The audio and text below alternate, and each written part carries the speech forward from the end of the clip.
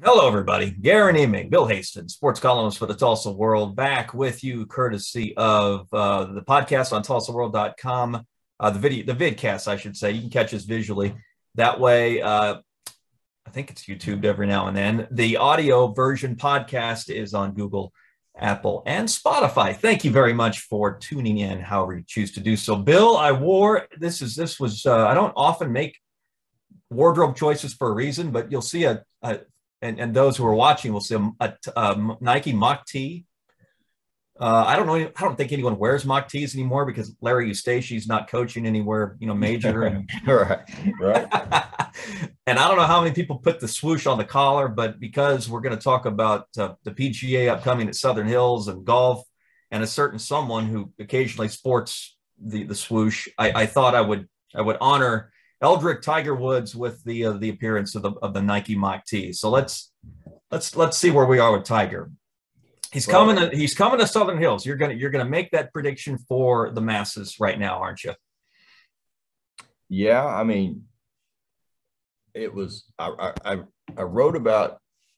I wrote a PGA Championship related column about 2 weeks ago, and I think I've said that at that point I thought Phil Mickelson was a 50-50 guy for this tournament because of his controversy, and he still hasn't really been, not that he's suspended officially, but the golf commissioner did say Phil's not going to play again until he and I have a long talk. Well, they still haven't had that long talk, but I think in that same column, Guerin, I wrote that Tiger being in Tulsa, considering the catastrophic nature of his right leg injuries, and we're talking about walking 72 holes at Southern Hills, which ain't easy for a healthy person, much less a 46-year-old guy with a history of back, knee, and now terrible car accident injuries. I thought it was 2%. And so now here we are only a couple of weeks later. And here's the crazy thing too, Guerin, is Mickelson's almost an afterthought. Is he not? I mean, Mickelson's a defending champion of the PGA Championship. We're not sure if he's coming, and no one seems too terribly stressed about that. But everybody's really super interested to know whether Tiger will be here. Right. So we've had, in '96, when Tiger was a rookie, he had only a few weeks as a professional before the Tour Championship. You had to be in the top 30 on the money list to make that tournament. We didn't think we had any chance in the world of him being in the top 30 in just a matter of weeks, like 7 weeks or 8 weeks to qualify for the Tour Championship. He needed to finish in a certain position, like in the Texas Open, to get to that 30th place at least, and he did it. And that changed everything here. And the Tour Championship almost became like a mini major because of Tiger Woods. Right. And, so here we are. What I thought was a 2% chance. If Tiger holds up physically and if his scoring is respectable in Augusta this week, don't you think he'll be here? I mean, he's three shy of catching Jack Nicklaus, and time's running. And yeah, 6. He's the same age that Nicklaus was when Nicklaus won that famous '86 Masters. Yeah, right. So the clock is running. So. And he does have a history. He won here in '07.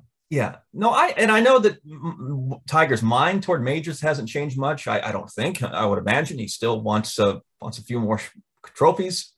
Competitive fire still rages. I get all that. But, Bill, the thing I wonder about is, alluding to the injuries you just spoke of, what I can't decide is, do I come down on him playing 4 rounds at Augusta National, takes so much out of him physically that he doesn't have it in him to get ready to turn around and play at Southern Hills? He would have 6 weeks.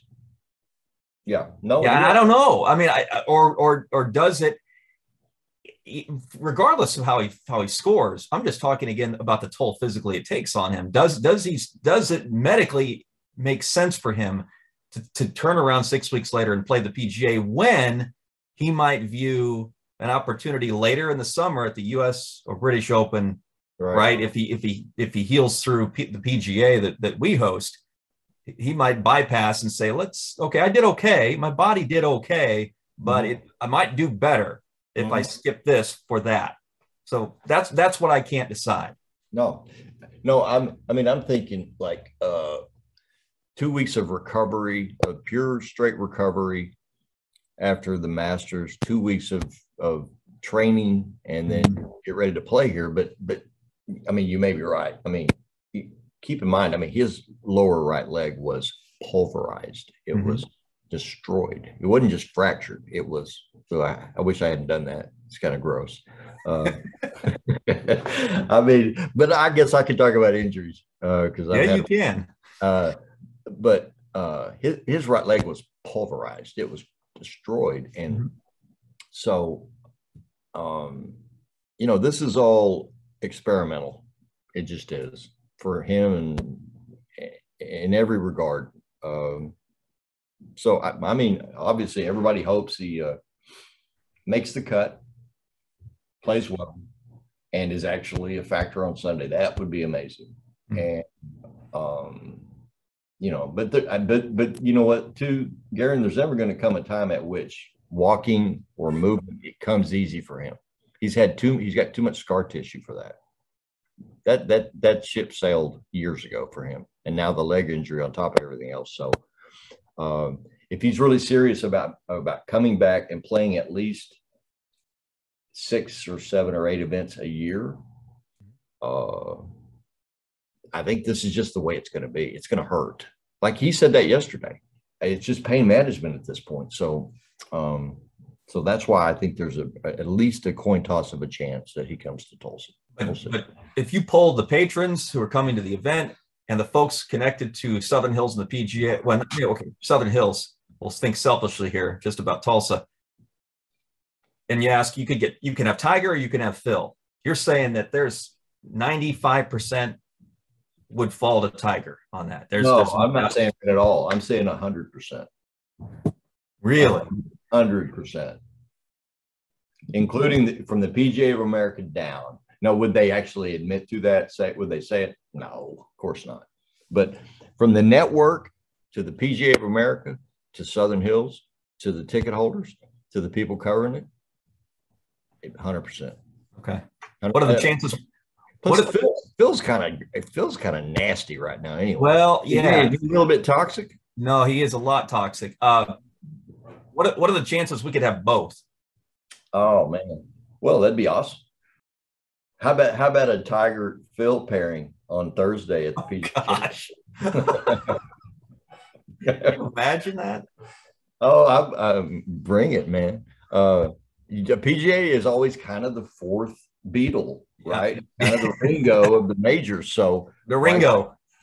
So why can't they pair Phil and Tiger and just say, hey, how do you like me now? I mean, we might as well dream big. So go from Ringo to John Bonham if we're going to go with our rock or Neil Peart if we're going to stay with that genre. Okay. Right. So that's front and center everyone's mind. I get it. We'll hear, won't he? And we'll see what happens with the Masters this weekend. Other things in our sphere of influence. Well, spring football's still happening. Mike Gundy continues, even if they had to cancel practice because of a flu outbreak this week in Stillwater, still talking optimistically. Same for the folks at Oklahoma. Bill, though, all of a sudden we look up and we see TU has its spring scrimmage. It's official. I don't know if it'll look any different than the one they just had Saturday, but TU is get to the finish line. Yeah. Philip Montgomery. So what's anything here? Anything you hear that's worth mentioning regarding the Hurricane? Only that Davis Brin has got apparently a minor wrist injury, and because he's the only proven veteran quarterback on the roster, you don't risk anything. So he probably won't play Saturday at all. But no, I mean the best report. Like I talked to a couple of guys Saturday at that Larry Eggy event, which was amazing, and about TU football. And, they both said exactly kind of what you always hear every spring from any camp is that the best thing we've had come out of it is more reps for young guys and nobody's gotten hurt, really gotten hurt. So that's what I got. That was the report I got. And I got a great report on Owen Ostrowski that he is in a completely different place today versus, where he was during the fall, and that he's ready to be on the field and ready to show why he was the Oklahoma Player of the Year. That would be helpful. No doubt. For a team. It'll be fun to watch him play. Yep. Well, it's locally, it's a great story. From a standpoint of TU doing a little bit of rebuilding from last year. It's a helpful one for Montgomery. The vibe's still good on Eric Conkle. Transit is moving over to TU basketball. Yeah. 2 thumbs up. Okay. Yeah. Every thumb is up so far. I know you wrote about how it's jump started something beyond basketball, I think, right? With Rick Dixon and yes, Harvard sir. Over there. Guerin, fundraising, Hurricane Club donations. Hurricane Club memberships. And the timing of all this feel-good stuff coincides with the Hall of Fame weekend, which TU really smartly has moved away from football season and has it be a standalone event when there's not a lot going on.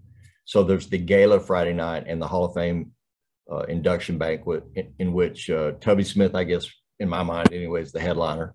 So no, they have great, a year ago, ORU wins 2 games in the NCAA tournament, gets a big donation that resulted from that Sweet 16 run. And because of that, now they are full bore into the construction of the Mike Carter Center, which when finished is going to be eye-popping. It's going to be beautiful right there near the media entrance at the Mabee Center. And it's bigger than I envisioned when they first showed me the drawings. It's going to be so that's like manna from heaven. You win twice in the tournament and somebody writes you a big check.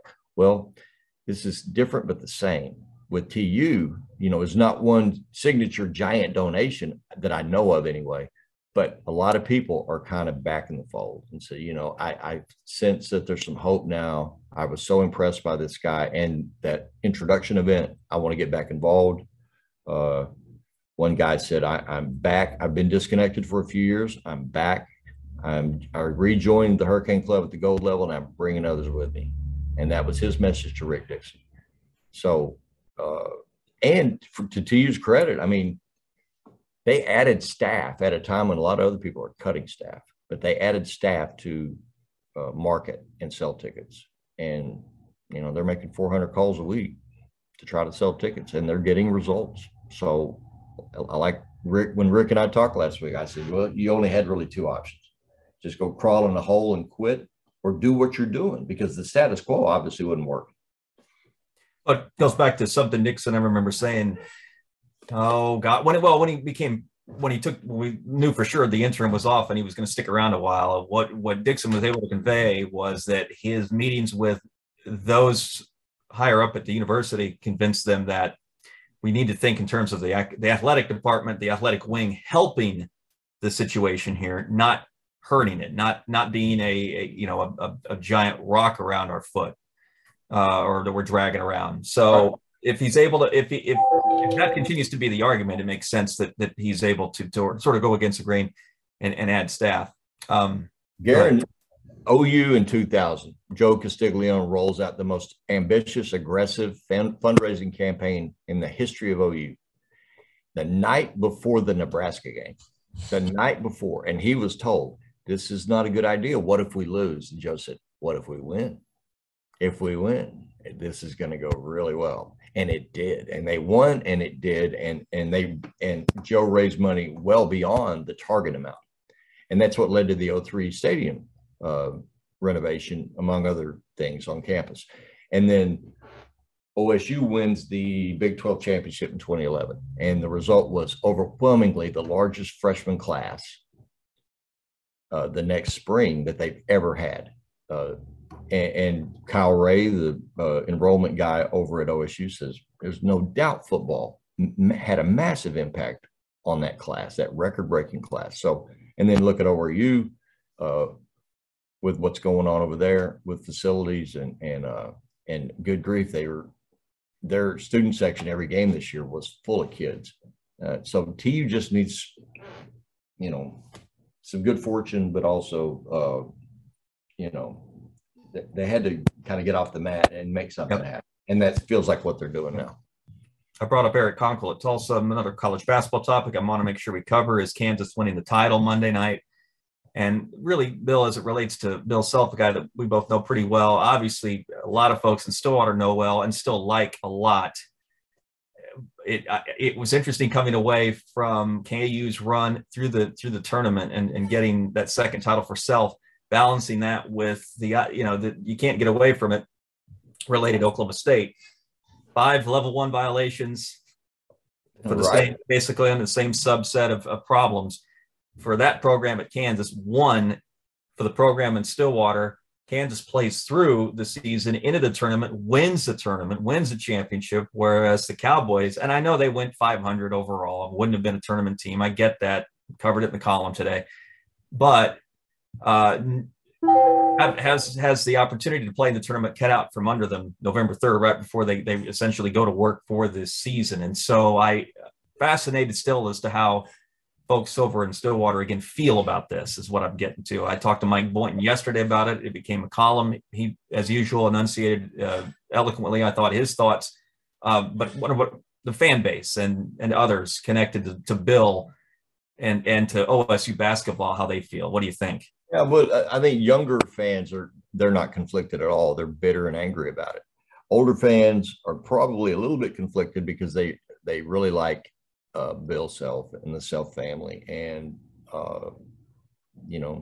there was a couple of attempts, one for sure, to bring Bill down here. I mean, Mike Holder tried to hire Bill Self, which, you can't score if you don't shoot. And so Mike Holder shot his shot.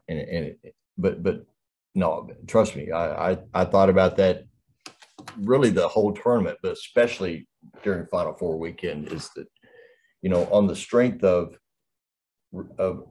Kansas resisting and fighting back and dragging this out the way they did, in spite of having 5 times, like you say, 5 times more transgressions than OSU had, 5 level 1s.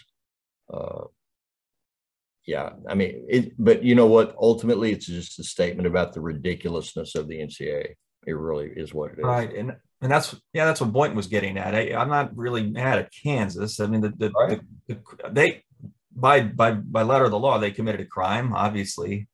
But the real crime, I think, has been just the way the term was, the way this has all been adjudicated through the court, first of all, the federal courts, but then also through the infractions courts related to the NCAA. It's insane, the disparity, and it's insane that the timeline. I'm not even sure if you asked whether connected to Kansas, Oklahoma State, or any other program, if you went up to them and asked, what was it about even? Mm-hmm. Who's gonna remember what players were involved, what coaches were involved? We're not talking months. It's been years now. Years, right? Yeah. Well, I mean, I can't even bring myself to say OSU committed a violation. Lamont Evans committed a violation. There you go. Right. There you go.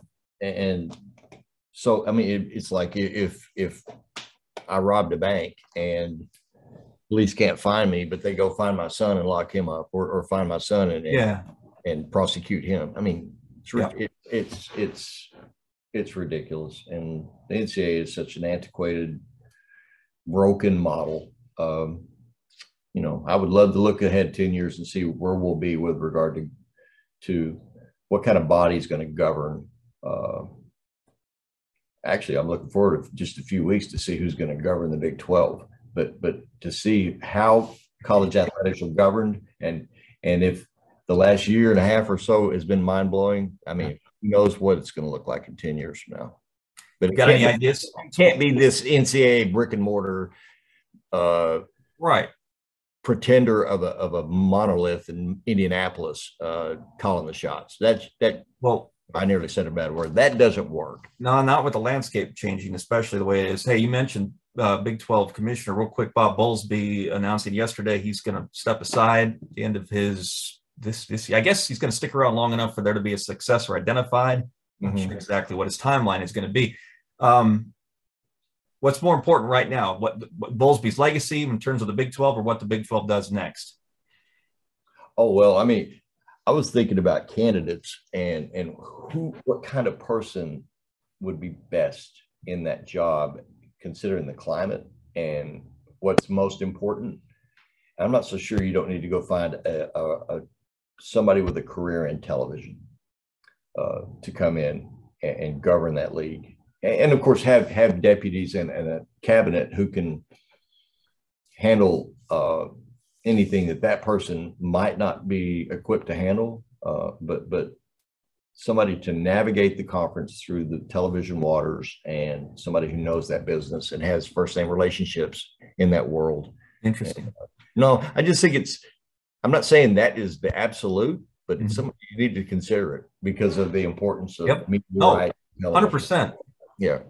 100%. Yeah. The days of the football coach being the athletic director are over, and the days of the traditional athletic director being the conference commissioner are probably over, right? By the same thing. I mean, like if you told me that Joe Castiglione's interested in that job, I'd say, bring it on.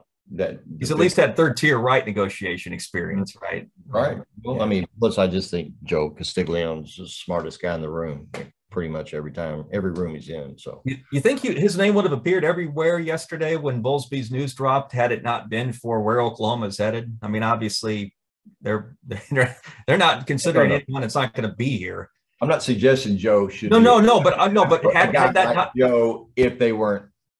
That's what I'm saying. If that wasn't a story, would have Castiglione have been the first name out of everyone's mouths? One of the first, maybe. Put it that way. I heard a lot of Oliver Luck. Heard president, the chancellor at Texas Tech, Linda Livingstone, the OSU alum, who's now the president at Baylor, has come up.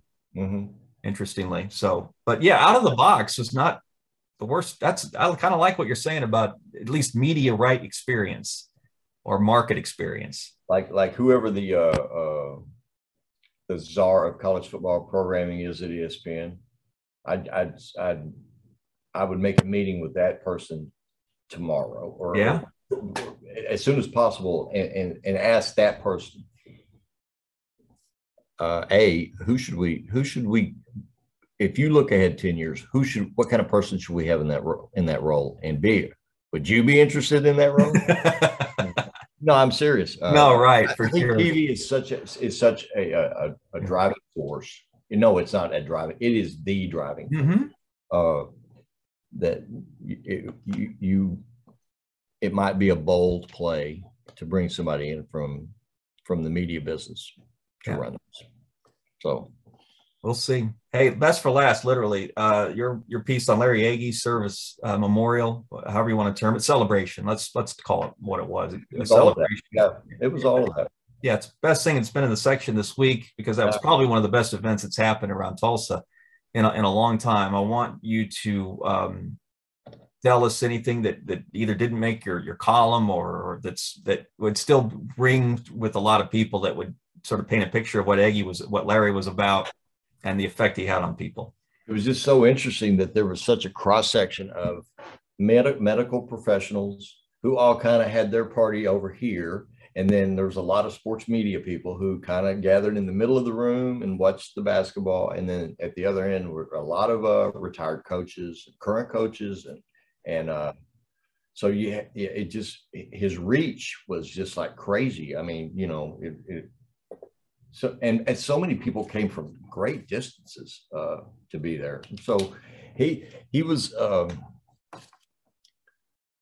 like a couple of our editors who didn't know Larry Agee, and I was trying to explain last week, I'm going to write on this and I'm going to attend, and it's going to be significant because he's a really well-known guy, but they don't know Larry Agee and they never met him. And so it was kind of hard to explain how he became so famous and how he became so renowned and so well-known. So I'm like, well, he never played ball here. He never coached here. And yet he's one of the most well-known Tulsa sports figures of all time. And which makes no sense. I understand, but it's true. It's true. Everybody in the Tulsa sports business knew Larry Agee, who was 71, passed away on March 21st, was with EOC / Advanced Orthopedics for 4 decades, former Roughnecks trainer. I guess Larry was at EOC about 35 years, but you know, and he was the king of hospitality of all time in Tulsa. There's no doubt about that. He was, Don King referred to him as Harry Carey, which that's a good comparison. He used to sing "Take Me Out to the Ball Game" every year at the Driller games. He did karaoke all over town and was amazing at doing Johnny Cash. But it all started with him being an athletics trainer. Mm-hmm. But he just had this wildly colorful, bold, crazy personality. And so, he made a million friends. And I guess my favorite story was the one Don King shared with me about when Eggy and a bunch of TU people were in New York for the NIT, and they go into Gallagher's Steakhouse in Manhattan and end up go from being ignored, couldn't even get a drink, to basically dominating the bar the rest of the night because of Eggy, of course. And I bet you, I bet I'm not too terribly wrong on this guess, but I bet his lifetime spending on drinks for other people amounted to $2 million. I'm not kidding. Think about it. 35 years, unlimited expense account. Everywhere he went, he picked up the tab. So I don't know that if it's an exaggeration. It may not be an exaggeration by much. He was just a really interesting guy. And so that was it. And like I tried to emphasize, that was not a party that was in addition to a conventional memorial service. Mm-hmm. That was the memorial service. Mm-hmm. And we watched the Final Four games. We had barbecue. There were drinks. And they called it 400 people. Al Jerkins and I kind of agreed it was more like 500 people in that suite, the One Oak Club. And but everywhere you look were people somebody you hadn't seen in 20 years. So that was interesting. And I thought, there's your first sentence right there, big guy. He did, even 12 days after he passed away, he did what he did for 40 years. He brought people together for a good time. Yeah. So, well, easiest lead ever. If you haven't read it, read it. It'll make you feel better about a lot of stuff that's going on in the world, and will give, if you don't have insight into what kind of figure Larry Eggy was in this community, Bill's column will drive that home with a sledgehammer. It was really well done, and a very touching night for a lot of people, very important night for a lot of people. So that's way cool. All right, man. We'll get together next week, see how Tiger held up at Augusta. Maybe continue the discussion about the PGA. Guerin, if he gets through the weekend and if he feels, let's say he struggles with his scoring tomorrow, but has a really kind of a special Friday, but misses the cut. And if he comes out of it feeling good about what he did over those 2 rounds, I'm going to feel pretty good about him coming here. I think he'll be motivated in part because he did win on this course 15 years ago. Because he and everybody else know that Tulsa in May is 20 degrees cooler than Tulsa in August. And it's the next major. And I just think he's driven 100% by that pursuit of 18 majors. And he's at 15. So I don't know. We'll see. We will see. All right. Have a good week, Bill. And everyone. We'll talk to you next week. Thanks again for watching on TulsaWorld.com, listening courtesy of Google, Apple, and Spotify.